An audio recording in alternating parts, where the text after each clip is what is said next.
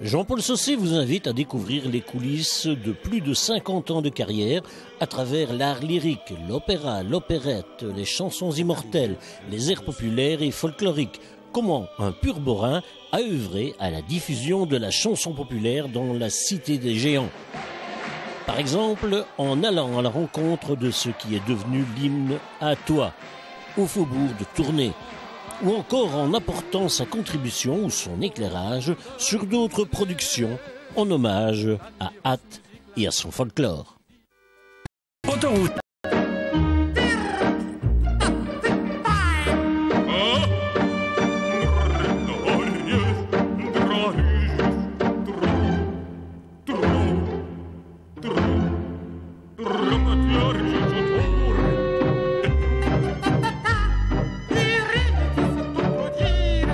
Vas-y.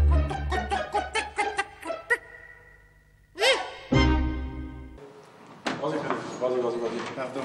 Tu te souviens, c'était quand tu étais encore tous nos examens à l'académie, hein? Tu te souviens de ça? Notre professeur nous disait toujours, le trac c'est normal, ça veut dire qu'on a la conscience de ses responsabilités. Jean-Paul Saucé, c'est un personnage ici à Ath. C'est pas une voix surfaite, c'est une voix naturelle, ce qui est assez rare. C'est son anniversaire. Place à Jean-Paul Saucé.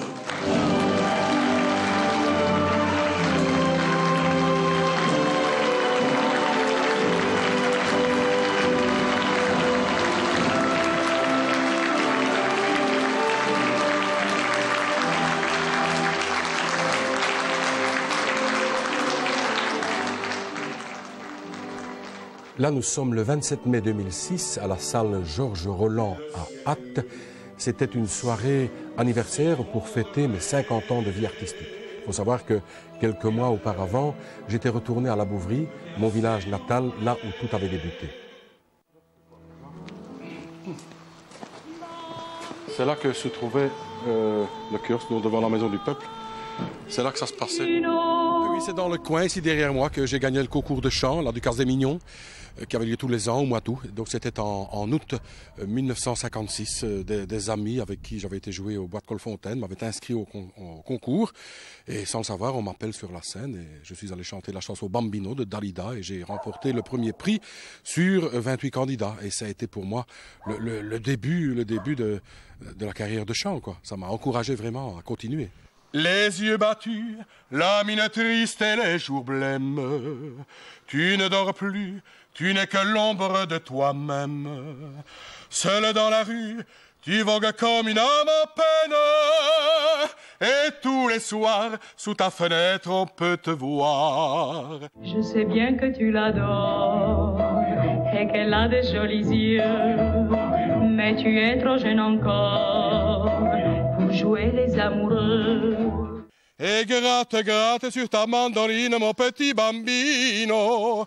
Ta musique est plus jolie que tout le ciel de l'Italie. Et canta de ta voix câline, mon petit bambino. Tu peux chanter tant que tu veux, elle ne te prend pas au sérieux. Voilà, il y a 50 ans de cela. Et se sont passés, voilà. Et j'ai toujours cette ferveur de chanter cette chanson Bambino, bien sûr, comme il y a 50 ans. Ce goût pour le chant va être influencé par le contexte et l'éducation dans un milieu d'ouvriers mineurs. Il faut dire que dans le borinage, l'éducation, c'était quelque chose de très important. C'est vrai que dans un milieu d'ouvriers mineurs, des gens qui travaillent très dur, l'éducation est très rude. J'ai eu un père qui a été ouvrier mineur également. Il est descendu en fond de la mine à l'âge de 14 ans. Et à 21 ans, il a fait son service militaire, puis la guerre a éclaté, il s'est retrouvé prisonnier de guerre, et par après, il s'est engagé à l'armée. Donc c'est dire si j'ai reçu une éducation de fer, comme on dit, très dure, très rude. La discipline n'était pas un vain mot à la maison, mais d'un autre côté, il aimait chanter, il aimait la musique, et il m'a beaucoup éduqué à ce sujet, beaucoup donné de bons conseils dans le domaine du chant. Et côté culturel, j'ai eu la chance d'avoir ma sœur qui était 15 ans plus âgée que moi et qui m'emmenait régulièrement au Théâtre Royal de Mons pour applaudir les opérettes. Et là, lorsque j'ai vu ma toute première opérette, La Veuve Joyeuse, je me suis dit, je chantais déjà bien sûr à ce moment-là, je me suis dit, un jour, je chanterai sur la scène du Théâtre Royal de Mons. Eh bien, ce rêve est devenu réalité. J'ai chanté au Théâtre Royal de Mons bien des années par après, et en plus, j'ai donné la réplique à certains artistes que j'étais allé applaudir bon nombre d'années auparavant. Après le premier prix obtenu à la Ducasse des Mignons à l'âge de 8 ans et demi, mon père s'est insurgé à ce que je participe encore à ce genre de concours, craignant que je m'abîme la voix ou que je me casse la voix. Alors je lui ai bien promis, je ne ferai plus ce genre de concours. Cependant, 1 an et demi plus tard, à 10 ans, j'accompagne mes voisins à la Ducasse du Fond de Griseuil, à pâturage. Là, je ne dis rien à personne, je m'inscris au concours, je participe au concours et je remporte le premier prix. Avec un air qui a surpris tout le monde lorsque le présentateur me dit « Mon gamin, tu vas chanter quoi ?» Eh bien, je vais vous chanter la chanson des Blés d'Or, chanson à voix. On se dit, c'est pas possible, un gamin de 10 ans qui va chanter la chanson des Blés d'Or. Ce qu'on ignorait, c'est que cette chanson, c'était la chanson préférée de mon grand-père, que j'avais entendu chanter une centaine de fois. J'ai chanté cet air, que j'ai d'ailleurs enregistré lors de mon premier compact disque. Mignonne, quand la lune éclaire la plaine, au bruit mélodieux, lorsque l'étoile du mystère revient, sourire aux amoureux. Cet air si cher à mon grand-père qui m'a fait gagner le premier prix. Quand le soir descendra sur la terre et que le rossignol viendra chanter encore, quand le vent soufflera sur la verte bruyère, nous irons écouter la chanson des Blés d'Or.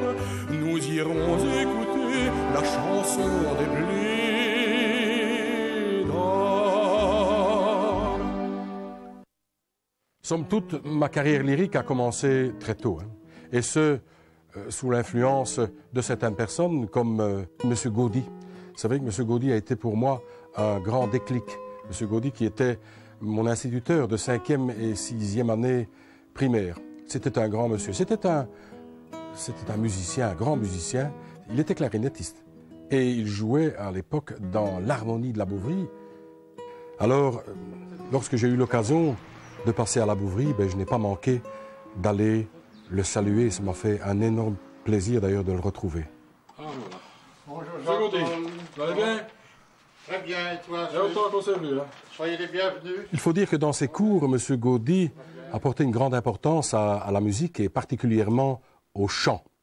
Et tous les ans, à la fin de l'année, aux alentours du 30 juin, eh bien, il montait des extraits d'opérettes. Et c'est lui qui m'a donné le goût de me lancer dans l'art lyrique. À ce moment-là, on chantait encore dans les classes. Je ne sais pas si ça se fait encore maintenant. Et au cours des leçons de chant, j'avais remarqué qu'il avait même un certain don. Et puis, on a exploité ce don-là. On faisait des distributions de prix en fin d'année. Évidemment, j'essaie de le mettre un petit peu en valeur. Et comme souvenir marquant de ces distributions de prix avec grand spectacle, on faisait des adaptations, n'est-ce pas, d'opérettes au moment où Luis Mariano avait, n'est-ce pas, la cote. Et les gens, n'est-ce pas, appréciaient beaucoup ça. On transposait un peu les paroles. Il y avait la censure.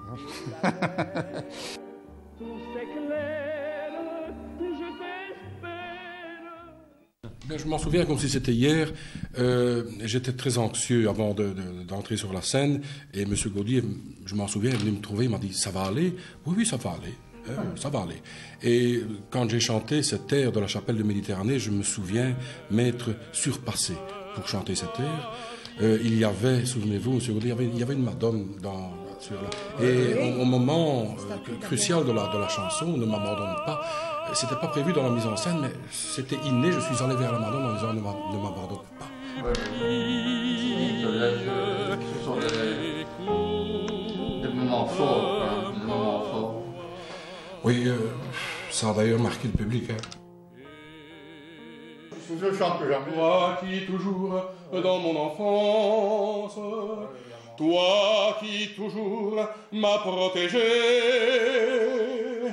sur ma douleur, sur ma souffrance, Madonna mia, baisse les yeux.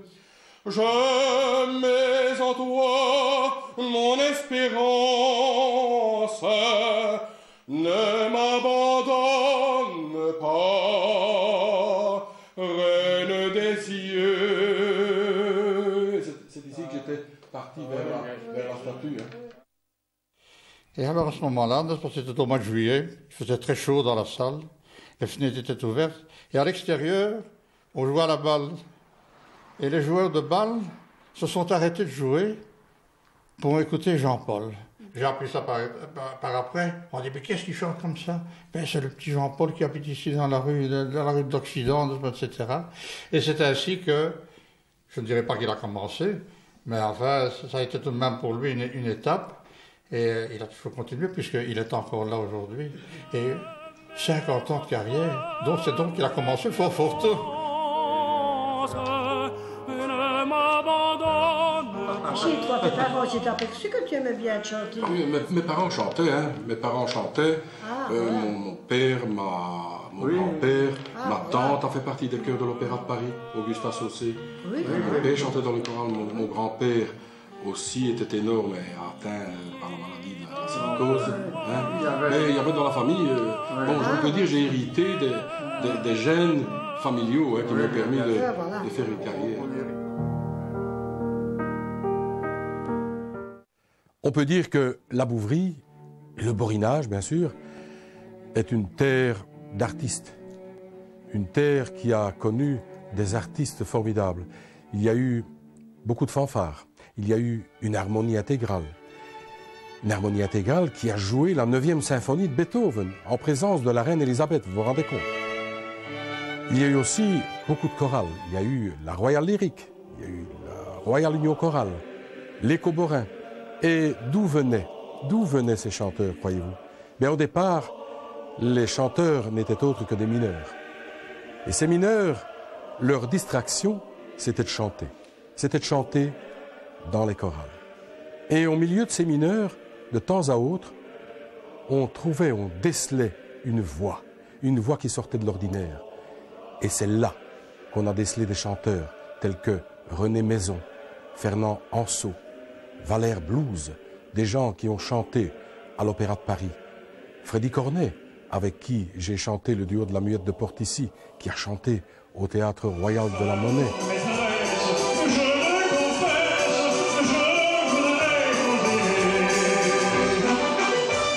Et parmi ceux-là, je vous assure qu'on a sorti des vedettes qui ont fait le tour du monde. Et c'est dans ce contexte-là que j'ai grandi, que je me suis nourri musicalement, que j'ai pris goût à beaucoup de choses dans le domaine de la musique et qui m'a fait devenir ce que je suis devenu. Alors à l'âge de 10 ans, comme mon père m'interdisait formellement de participer à des crochets, bien, je suis allé m'inscrire à l'Académie de la Bouvrie, en solfège bien sûr, et par après, à 14 ans, j'ai entamé les études de chant, mais c'était un peu tôt. Le professeur m'a malgré tout accepté en disant qu'il fallait être très prudent parce que la voix doit seulement muer, donc j'ai déjà commencé à 14 ans. Et c'est là que j'ai proposé à M. Broquet, mon professeur de chant, de participer à un concours national de chant des brigadiers M, avec les quarts de finale au Théâtre Royal de Mons, les demi-finales à Liège, au Palais des Congrès, et la grande finale au Casino Cursal d'Ostende. Et c'est là, justement, que j'ai rechanté ce fameux air qui m'avait lancé grâce à M. Gaudy, l'air de la chapelle de Méditerranée, Vierge Marie, qui m'a consacré le premier prix au concours national de chant à Ostende. Alors je me souviens, juste avant de me lancer sur la scène pour la finale de ce concours, ma sœur était à côté de moi et je me souviendrai toujours de ces paroles. Fais attention Jean-Paul, essaie de chanter du mieux que tu peux parce que ton avenir en dépend peut-être. Qu'est-ce qu'elle avait raison. Premier prix. Qu'est-ce que j'étais heureux. Puis c'est mon père qui était encore plus heureux parce qu'il voyait au moins que je faisais le chant, mais d'une manière sérieuse avec des professeurs qui l'étaient tout autant. Et là, il m'a dit, j'avais gagné 14 500 francs à l'époque, vous vous rendez compte? Il y a 50 ans, ce que ça représentait. Et mon père me dit, qu'est-ce qu'on peut t'offrir? Parce que je donnais l'argent, tout l'argent à mes parents. Hein? Qu'est-ce qu'on peut t'offrir? Un vélo, pas. Nous sommes allés chez un marchand de vélo, il me dit, lequel tu veux? Ben, celui qu'elle a, au plafond, le plus beau. Rick Van Steenbergen, double plateau, 8 vitesses. Un bijou à l'époque. On m'a acheté le vélo, je m'en souviendrai toujours. Qu'est-ce que j'étais fier. Et par après, bien sûr, mes études de chant ont continué de plus belle, et puis l'art lyrique et tout. Et ça a été un grand tremplin pour moi. Écoute ma voix. L'endroit donc où foisonnait toute cette culture musicale, eh bien, c'était à la Maison du Peuple de la Bouvrie, là où se passaient tous les concours publics de l'Académie de musique. Et ici, on faisait les concours de chant. Et les instrumentistes venaient ici pour l'Académie. On venait répéter d'ailleurs. Oui, on venait répéter ici. On venait répéter avec... Non, tu vas directement au-dessus, toi. Direct au-dessus. Direct au-dessus, on ne fait pas. Tu peux le faire cette fois-là, si tu veux, on fait les deux voix. Non, on va faire tous les deux la même chose. Au lieu d'aller directement... On titoudait plus ou moins à ce village. On fait dans ce ton-là? C'est ça. On titoudait. Voilà. 1, 2. On titoudait plus ou moins à ce village, confus de quoi de du Mapu de Carnio. Elle s'y est venue au monde au pasturage, elle comprenait qu'on puisse y faire blaton, et pour trouver des patriotes à l'âme, qui se plaît fort à l'ombre de le cloquis. Fusée ouvrit, un monsieur et madame, font d'aller à framerie, Fusée ouvrit, un monsieur et madame, font d'aller à framerie, Vous êtes binés, le Framrizou, hein? Ouais. Ah bah oui, il faut être binés, le Framrizou, hein? Ben ça, c'est l'hymne du borinage, hein? C'est Ensenico Framri, hein, on roule en l'air, comme on dit à Framri, hein, comme disent tous les borins. Alors, cette chanson fait partie des œuvres typiques de la littérature wallonne. Elle a été écrite par le fameux Boschettia, Joseph Dufresne. Il a écrit ça en 1879. D'ailleurs, ce texte de Joseph Dufresne, dit Boschettia, Ensenico Framri, faut-il le rappeler, est repris dans une anthologie de la littérature wallonne. Alors, en 1970, je marie une Artoise, Jeanne-Marie Brodkorn, décédée malheureusement en janvier 2009. Et là, je quitte mon borinage natal, mon folklore. On se fout des feux et des marins, on sera boring tant qu'on vivra. Pour en découvrir un autre, le folklore à toi, avec ses géants, avec ses chansons. Et dans ces chansons, il y a cette fameuse chanson mémorable, cet hymne à toi, ils ont aussi un hymne, qui est le port de Tournai, au faubourg de Tournai, écrit par Anselme Dachy pour la musique et Edgar Tourneur pour les paroles. Une chanson qui, rappelons-le, a été interprétée pour la toute première fois par un musicien de la musique de Port Tournai, l'Union Saint-Martin, M. Oscar Patou, qui avait chanté ça la première fois et qu'il chantait régulièrement avec la musique de Port de Tournai. Sud de Port de Tournai, plus bio faubourg de la ville, les garçons comme les filles sont tout dit les plus gais, et chaud que tout le monde sait. Au vu de la photo que nous avons encore, sur base du pignon qui existe toujours, le salon se trouvait vers la droite. La scène où a été créée la chanson se trouvait aux environs de la voiture grise.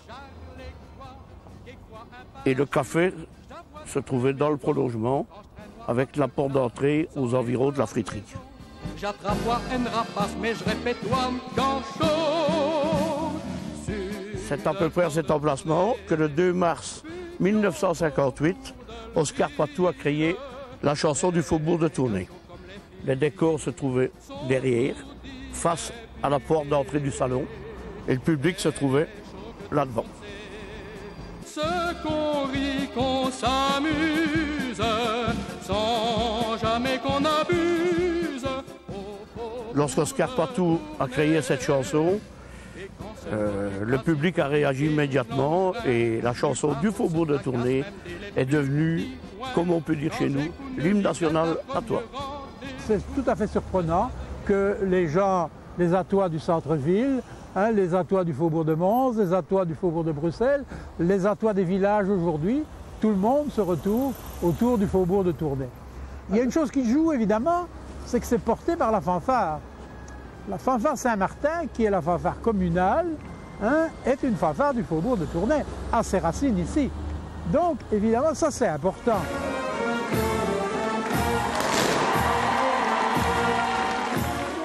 C'est la fanfare fatalement qui fait danser Gouillasse et Madame Gouillasse. Et il y a ce que David de Roy appelle la trilogie des ponts, c'est-à-dire que sur les ponts, on joue l'air de Gouillasse, on joue le Ducasse d'Ath, mais on joue le Porte de Tournai. Donc c'est vraiment devenu un élément de l'identité profonde, non seulement populaire, mais aussi quelque chose qui fait partie de la Ducasse. C'est devenu un élément qui est dans la Ducasse et qui est vraiment intégré au défilé des géants et en particulier aux danses qui se font aux portes de la ville.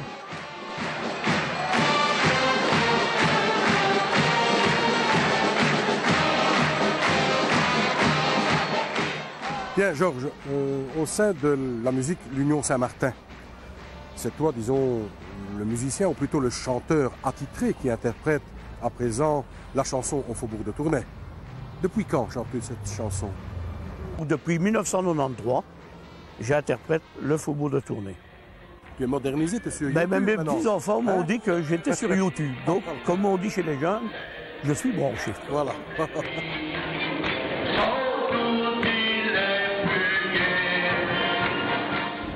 Je suis seulement content à présent d'avoir eu la chance en 1979, si mes souvenirs sont bons, d'avoir eu l'accord de M. Dachy, justement, et l'aide d'Oscar Patou et de son frère Jean Patou pour me faire travailler le patois de Ath de manière à ce que je puisse enregistrer cette chanson sur un 45 tours à l'époque. Ah oui, mais Jean Patou et Oscar Patou étaient des acteurs du faubourg de Tournai, de la fameuse troupe des Francs de Bruges. Troupe qui est malheureusement disparue et qui a été remplacée par une autre société qui est l'Amicale des acteurs du faubourg de Tournai. Mais la société des Francs de Bruges existe toujours. C'est ça.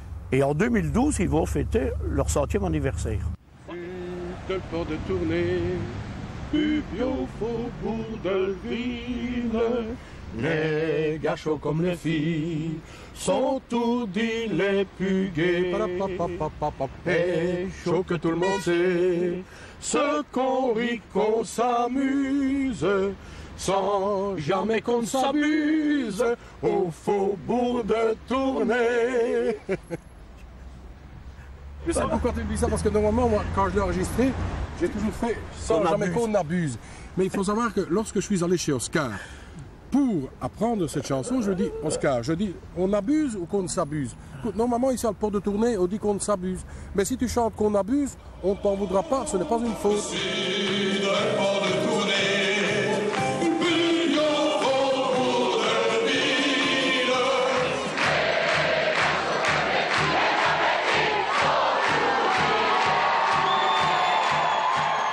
Tous les attois interprètent le chant du faubourg de Tournai.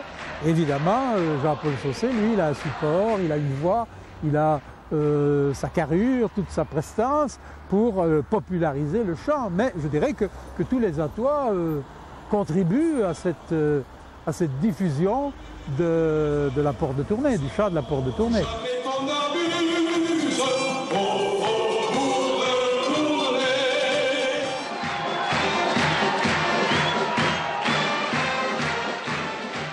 C'est ça le folklore en somme. Hein?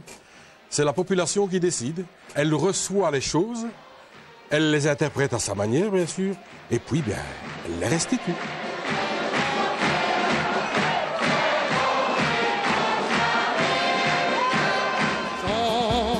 qu'on abuse au faubourg. Ce 45 tours sur le faubourg de Tournai a connu un franc succès. Par après, il y a eu aussi d'autres 45 tours liés au folklore. Et puis, l'idée qui vient d'un borin comme moi, Daniel Bruges, qui exploitait à l'époque le Café de la Nation. Et Daniel m'insuffle d'enregistrer une chanson sur les porteurs de géants sans qui la Ducasse ne peut exister. Le chant du porteur, c'est quand même ton idée. Oui, mais au départ, tu ne voulais pas. Au départ, tu disais, c'était les années 60 ici à Altin, par rapport au borinage, tout le monde chantait encore sur les tables. Oui, c'est ça. Et à ce moment-là, je t'ai dit, on va faire un disque, c'était encore les 45 tours, sur les porteurs et la Ducasse. Mais tu m'as dit, on va vendre 70, 90, qu'il faut en vendre au moins 500. Et je t'ai dit, on va les vendre, les 500. Et t'en as vendu combien, Jean-Paul? Pour finir, on en a tiré 1000. Ah, ouais. Qui ont été très vite écoulés, d'ailleurs. C'est sorti au mois de mai, si mes souvenirs sont bons. Et un mois après, le stock était écoulé. On a dû represser pour la Ducasse, c'est bien. Et tout le monde chantait le chant du porteur. Et tout le monde chantait le chant du porteur. Et on dansait sur les tables. Dans son habit de fête, il est prêt, il m'attend.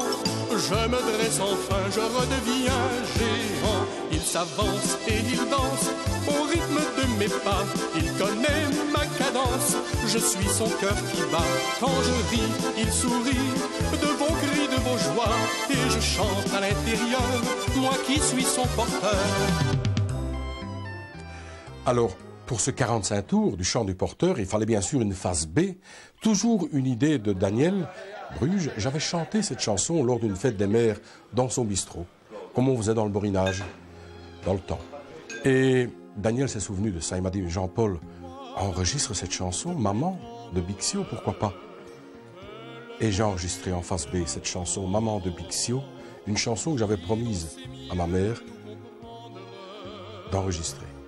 Malheureusement, quand je l'ai enregistrée, elle était décédée. Elle n'a jamais entendu l'enregistrement de cette chanson. Et je crois que c'est à cause de cela que cette chanson a été enregistrée en une seule prise de son. J'avais chanté avec mes tripes pour ma maman. Maman, c'est pour toi seule que ce soir je chante.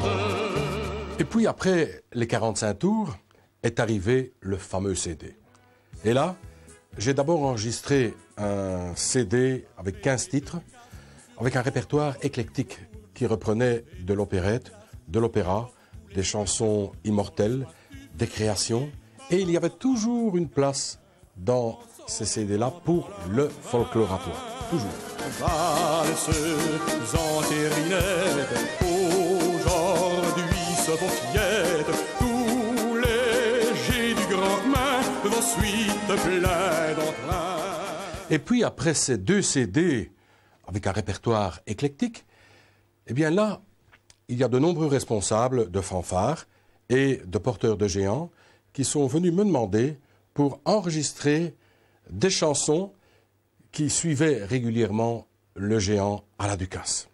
C'est ce que j'ai accepté d'ailleurs avec un énorme plaisir, mais non seulement j'ai interprété ces chansons gracieusement, bénévolement pour ces groupements, mais j'ai aussi apporté ma pierre à l'édifice en accompagnant les responsables de ces musiques, de ces géants, pour aller voir les commerçants et leur demander de bien vouloir sponsoriser les enregistrements du CD.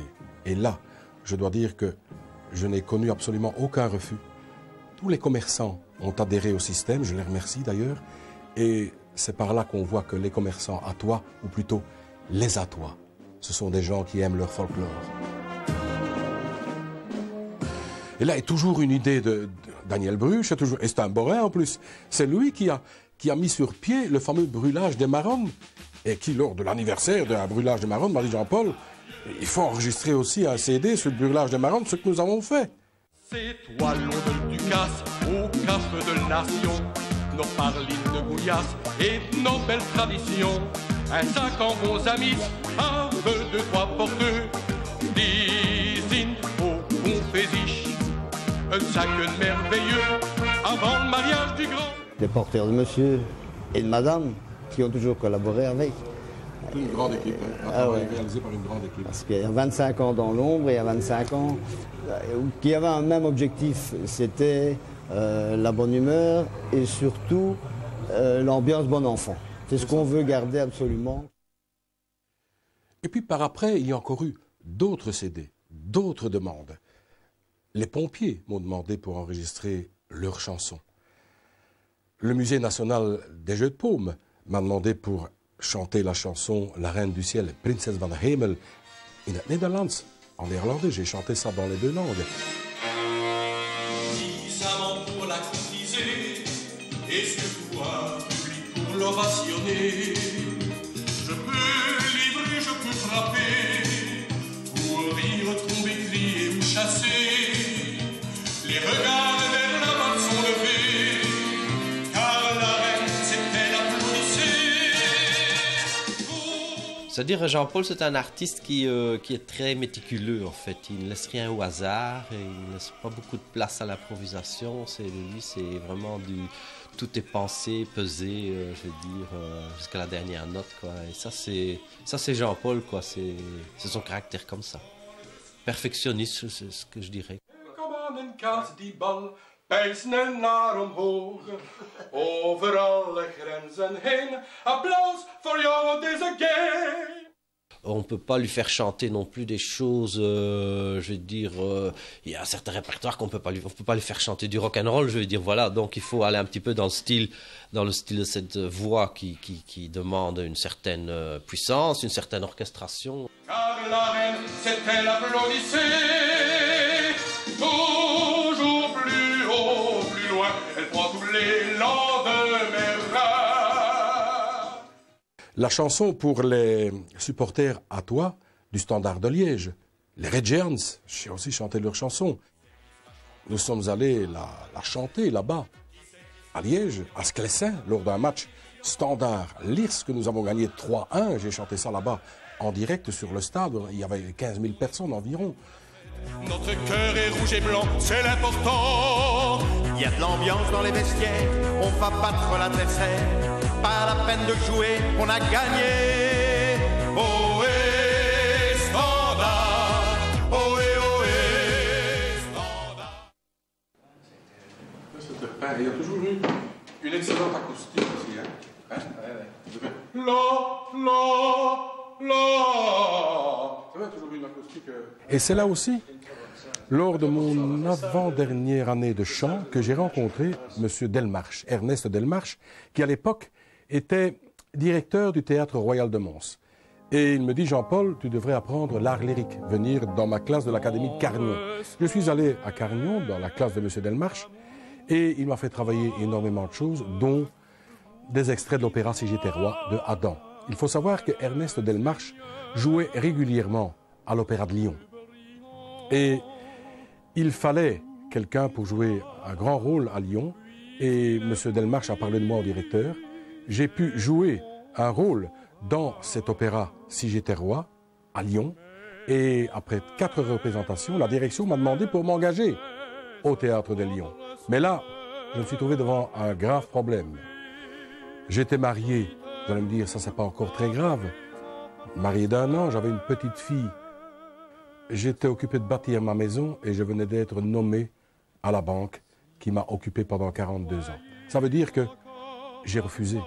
Mais mon épouse s'est rendue compte de mon désarroi en disant « C'est bête, je refuse une telle proposition. » Et elle m'a dit « Mais non, chante quand même en semi-professionnel. » Et c'est la raison pour laquelle j'ai mené de front une carrière bancaire et une carrière de chanteur lyrique. C'est une œuvre qui, dans les aigus, demande beaucoup de voix de fausset. La voix de fausset, c'est la voix de tête, comme vous entendez maintenant. Voilà.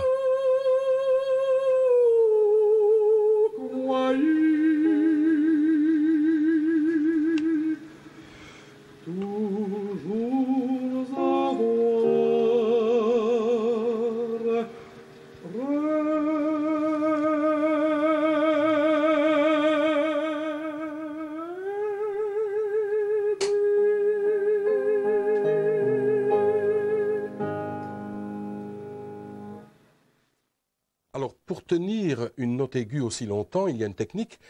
Tenez-vous bien, elle m'a été enseignée par Rudy Irigoyen en personne. Je jouais la Belle de Cadix et il m'a dit « Jean-Paul, couche-toi ».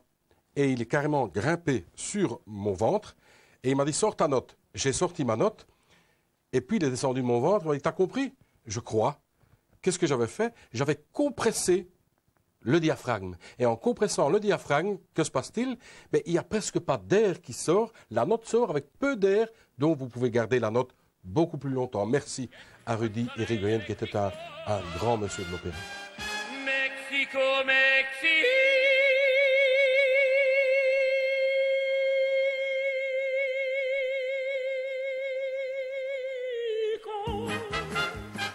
Alors, dans l'opéra, l'opérette, le chant classique, vous conviendrez avec moi que l'instrument principal, c'est la voix.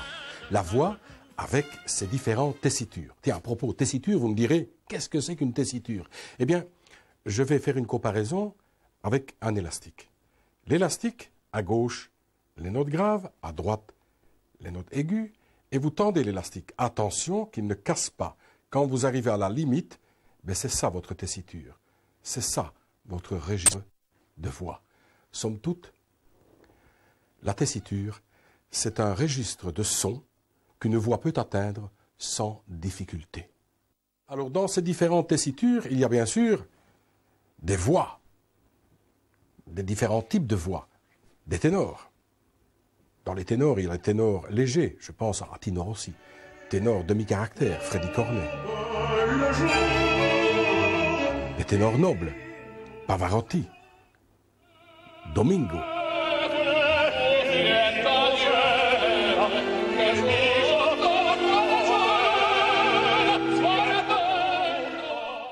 Vous avez des barytons, vous avez des barytons légers, vous avez des barytons Martin. Moi, je suis baryton Martin. Vous avez des barytons Verdi qui interprètent les ouvrages de Verdi. Vous avez les barytons basses. José Van Damme, un des plus grands barytons basses du monde.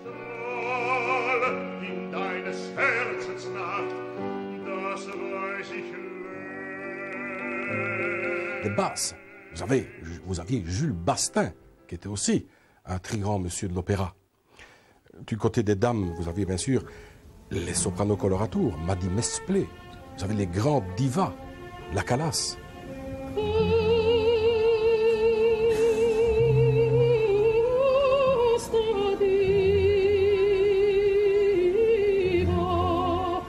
Montserrat Caballé, des gens extraordinaires. Vous avez des mezzo-sopranos qui travaillent aussi bien dans le grave que l'aigu. Vous avez les mezzo, voire beaucoup plus graves chez les femmes.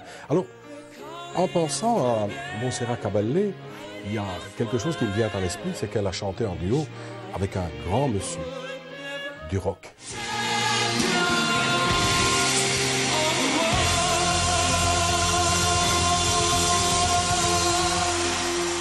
Freddie Mercury, une voix avec une étendue exceptionnelle.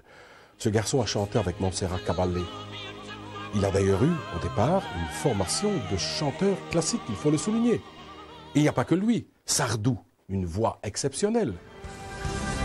Que le plus grand navire de guerre ait le courage de me couler, le cul tourné à Saint-Nazaire, pays breton où je suis né. Serge Lama, ce n'est pas pour rien que son père était baryton. Johnny Hallyday, attention, hein. Ce sont des grands messieurs qui ont des voix, hein. Un autre trop peu disparu, le King. Elvis Presley. Un monument, une voix exceptionnelle.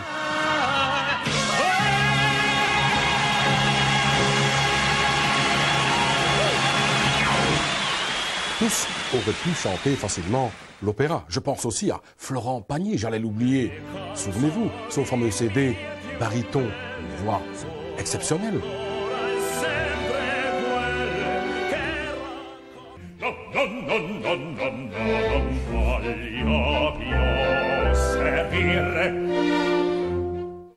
Alors, l'art lyrique, bien sûr, c'est d'abord l'opéra. Opéra dans lequel tous les textes sont chantés. L'opéra, bien sûr, est réservé à un public de gens avertis quand même. faut s'y connaître un peu quand même dans l'opéra. Parallèlement à cela, il y a l'opérette. L'opérette est un peu plus léger, ouverte à un public beaucoup plus large. Et dans les opérettes, il y a beaucoup de distinctions à faire. Il y a l'ancien répertoire, il y a le nouveau répertoire. L'ancien répertoire, je pense à La fille du tambour-major, La fille de Madame Angot, Les saltimbanques. Il y a aussi dans l'ancien répertoire des ouvrages qu'on ne joue plus. Maintenant, il y a le nouveau répertoire. Et là, ce sont les fameuses opérettes de Francis Lopez dans lesquelles j'ai joué énormément les rôles de baryton. Je l'ai connu dès ses débuts. À l'époque, je faisais partie du comité des matelots de la Dinde en tant que conseiller technique. Je l'ai fait venir au matelot et Jean-Paul a évolué très rapidement. Ses qualités ont été reconnues. Il a joué le premier rôle dans Les Cloches de Corneville. Je n'ai pas peur de le dire, c'est au matelot que j'ai appris le métier. Parce que quand on sort d'une académie ou d'un conservatoire, on connaît l'ABC du métier. Le métier s'apprend sur les planches, avec d'autres professionnels, avec des metteurs en scène de renom. Mais voilà, j'ai eu de la chance d'avoir sur ma route les matelots de la Dinde, quand je suis venu m'installer à Ath, pour parfaire le métier de chanteur lyrique. Oh ben avec Jean-Paul, nous avons fait pas mal d'histoires. J'ai eu l'occasion de diriger des matelots de la Dinde pendant, je ne sais plus combien d'années, mais enfin bon, quelques années quand même. Bon, j'ai aussi, en tant que directeur d'académie, organisé pas mal de concerts ici au sein de l'établissement. Et j'avais monté un concert Verdi. Et là aussi, j'ai fait appel à Jean-Paul, qui a répondu bien sympathiquement à ma demande. Il est venu chanter l'air d'Orbel dans Traviata de Verdi.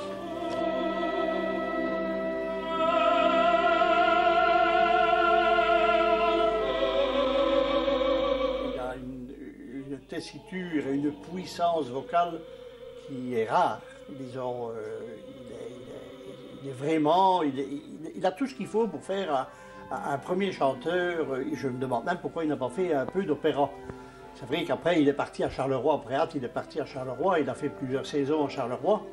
Mais c'est vrai qu'il avait toutes les qualités, et aussi bien vocales que conviviales, parce que bon, après les répétitions, souvent il y avait des petites troisième mi-temps, comme on dit. Oh, eh bien, c'est vrai qu'on a eu des choses merveilleuses avec Jean-Paul. Jean-Paul est à tout un chacun, donc c'est très facile de pouvoir travailler avec lui. Il est toujours là quand on a besoin de lui. Il n'y a aucun problème avec lui. Jean-Paul est toujours acquis à tout. Exquise qui nous grise lentement, la caresse, la promesse du moment, l'ineffable étreinte de nos désirs fous. Tout dit gardez-moi, puisque je suis à vous.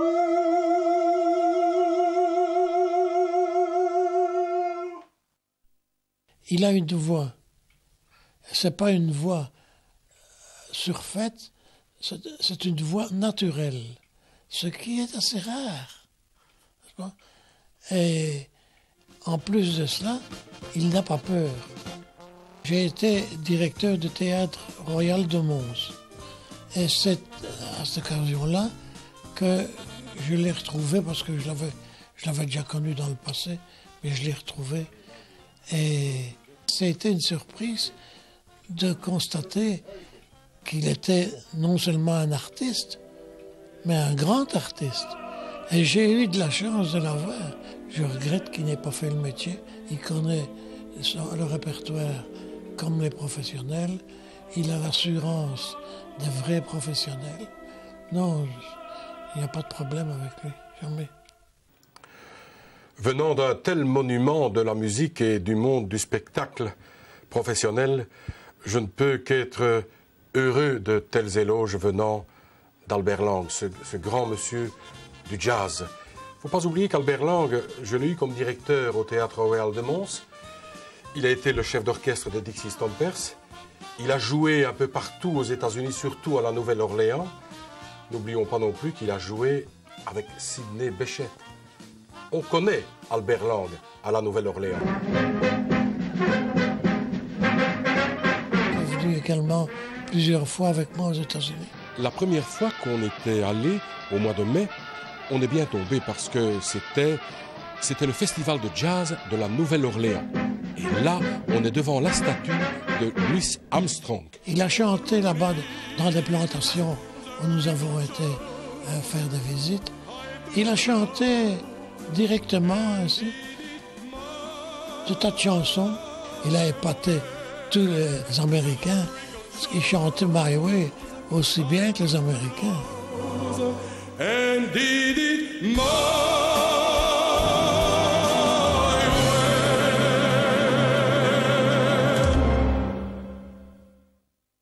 J'ai fait beaucoup de choses variées dans le domaine du chant, mais il y a un souvenir en ce qui concerne l'opéra, un souvenir grandiose. Lorsque j'étais en vacances à Vauvert, dans le milieu de la France, je participais à un concert de bel canto, à la fin duquel le ténor qui était engagé ce jour-là n'était autre que Tony Poncet, un des plus grands ténors du monde. Et à la fin de sa prestation, il m'a demandé pour chanter avec lui le fameux duo des pêcheurs de perles, un souvenir inoubliable. Suite à la récession de l'opéra et de l'opérette, j'ai quitté la scène dans le domaine de l'art lyrique. Cependant, j'ai assuré de nombreux concerts en Belgique et en France. Et j'ai pu faire beaucoup d'autres choses. J'ai notamment animé une émission radio, Musique en Fête, émission dans laquelle j'essayais de toucher un maximum d'auditeurs. Image des amours, des bijoux à boire. Et dans cette émission radio, j'avais souvent de nombreux invités. Et parmi ces invités, un dimanche, Michel Lefebvre, le chanteur à toi bien connu, La Riguette, était présent. Et nous avons ensemble chanté Le Potier d'Herbé. Parce que Le Potier d'Herbé avait été écrit pour moi tout seul à ce moment-là. Mais cette fois-là, il ne le savait pas, nous l'avons chanté en duo. Et nous avons refait cette expérience par après.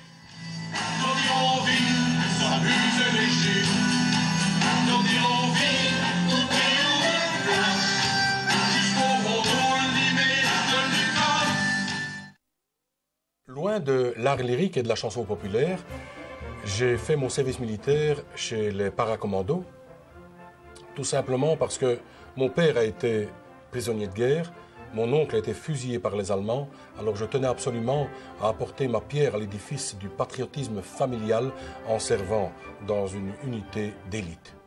Par après, j'ai continué le parachutisme dans le civil et j'y ai d'ailleurs entraîné ma fille qui a obtenu également son brevet. C'est vrai qu'à force d'en entendre parler, ça donne envie. Puis bon, ils ont créé ici l'amicale des paracommandos. Et à force de fréquenter, pas une à ce moment-là, mais plein de personnes qui avaient déjà sauté en parachute. Et puis l'occasion s'est présentée en ce sens qu'ils ont commencé à faire des formations. Et c'est comme ça que j'ai fait mes premiers pas dans le parachutisme en fait. Mais c'est vrai que c'est un peu lui qui m'a donné le goût de la chose. Le comité du Royal Géant Attois souhaite la bienvenue aux joueurs. Jean-Paul, c'est un ami de longue date qui s'est investi dans plusieurs courants, que ce soit culturels, sportifs et autres. Donc c'était tout à fait normal que Jean-Paul, à ma demande, vienne me donner un coup de main ici dans le club, dans le comité. Il faut savoir que Jean-Paul a fait pas mal de choses pour le sport à hâte. Il a créé un CD pour le RGA, il a créé un CD pour les Reds Géants, donc les supporters du Standard. Jean-Paul est un baryton, c'est un orateur hors pair, donc pour les discours et tout ce qui tient tout ça, c'est l'élément indispensable dans le club, quoi. En plus, Jean-Paul c'est le néerlandais, et vous savez qu'en national, on a toujours été félicité par les équipes flamandes parce qu'on présentait dans les deux langues, ce qui n'est pas le cas de côté. Van het comité, van het team, van Winkel, welcome. Chanteur préféré. Jean-Paul Saucé, c'est un personnage ici à Ath. C'est également quelqu'un de conviction, quelqu'un qui est véritablement dévoué à la cause publique.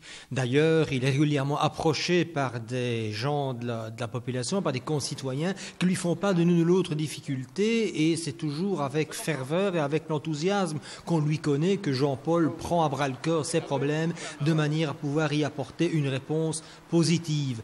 C'est un être profondément juste, profondément bon et dévoué. Et il est surprenant. Il étudie tous les dossiers qui passent au conseil communal. Il intervient rarement, mais il intervient justement. Et c'est quelqu'un que j'ai découvert vraiment dans sa grande bonté, sa grande loyauté vis-à-vis de la chose publique et vis-à-vis, je le répète, des gens les plus malheureux. Jean-Paul, il sait se dépenser sans compter, pas seulement avec sa voix, mais en cherchant, ça et là, des solutions qui permettent discrètement, en tout cas, d'améliorer l'ordinaire d'un certain nombre de ménages à toi. Et c'est un gars qui reste fidèle à ses opinions. Il n'hésite pas à changer si on ne suit pas l'optique qui était la sienne quand il est entré dans une formation politique. Comme toute personne qui a une force de caractère, c'est aussi une personne qui, par moments, peut être des plus truculentes. J'en veux pour illustration que lors de son passage du MR vers le groupe socialiste, en guise de boutade, il a pris sa chaise, il s'est rendu vers les rangs socialistes, il s'est assis au banc des socialistes avec sa chaise. Somme toute, je n'ai pas la fibre politicienne. Pour moi, la politique, c'est la continuité du travail syndical que j'ai réalisé pendant plus de 20 ans dans la banque qui m'a occupé. Donc la politique pour moi, c'est plutôt de l'assistanat social. Et finalement, j'en reviens à mes premières amours avec les matelots de la Dandre, cette société attoise avec qui j'ai débuté il y a très longtemps. Je vais jouer avec eux le rôle de Chang dans Le Pays du Sourire les 10 et 11 mars et également Méditerranée les 1er et 2 septembre 2012. Et finalement, à travers de toute cette carrière, qu'elle soit lyrique, qu'elle soit professionnelle, la vie de famille aussi, j'ai dû faire beaucoup de choix dans ma vie. Et finalement, je ne regrette rien.